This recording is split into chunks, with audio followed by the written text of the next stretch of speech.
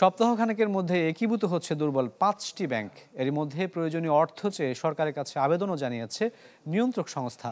কেন্দ্রীয় ব্যাংকের গভর্নর জানান, এই মুহূর্তে কোনো ব্যাংক বন্ধ করা হবে না। এদিকে ইসলামী ব্যাংকে এস আলমের মালিকানায় থাকা ৮২% শেয়ার বিক্রির প্রক্রিয়া শুরু হয়েছে বলেও জানিয়েছেন গভর্নর। বিস্তারিত জানাচ্ছেন ইকবাল আহসান। জীবন বীমা কর্পোরেশন নতুন নতুন পলিসি চালু করে আসছে। জীবন বীমা কর্পোরেশন।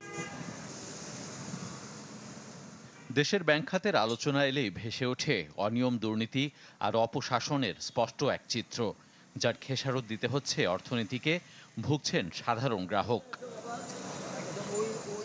১ বছর আগে নতুন গভর্নর দায়িত্ব নিয়ে হাত দেন এইসব সংস্কারে, যার মাধ্যমে বেরিয়ে আসতে থাকে ভয়ঙ্কর সব বাস্তবতা।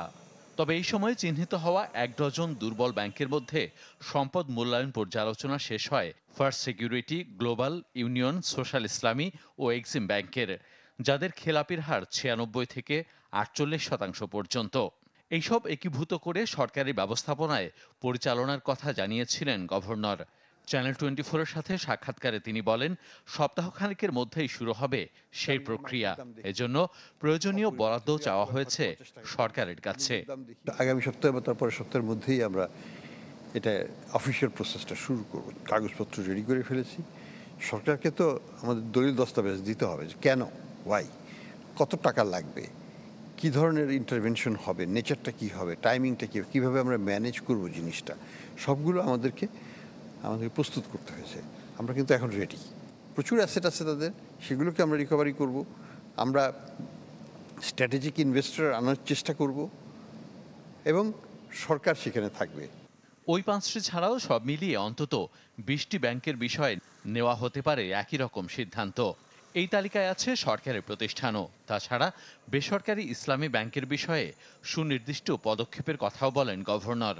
জানান, এস আলমের মালিকানায় থাকা এই ব্যাংকের ৮২% শেয়ার বিক্রির চেষ্টা চলছে দেশি কিংবা বিদেশি বিনিয়োগকারীর কাছে। এবং বায়ার পাওয়া গেলে আমরা ইসলাম ব্যাংকে যে এস আলমের যে শেয়ারগুলো আছে, ওটা কোর্টের মাধ্যমে যদি হয়ে যায়, তাহলে আমরা ওটাকে অফলোড করতে পারবো। ওই বিক্রি করে টাকাটা ইসলামী ব্যাংকেই যাবে, তাদের রিক্যাপিটালাইজেশন হবে, তাদের নন পারফর্মিং লোনটা কমে আসবে। আমরা তাদের দেশের ভিতরে যেসব সম্পদ আছে সেগুলোকে কিন্তু আমরা অ্যাটাচ করে ফেলছি সব, এবং অনেকগুলোই বিচারাধীন আছে।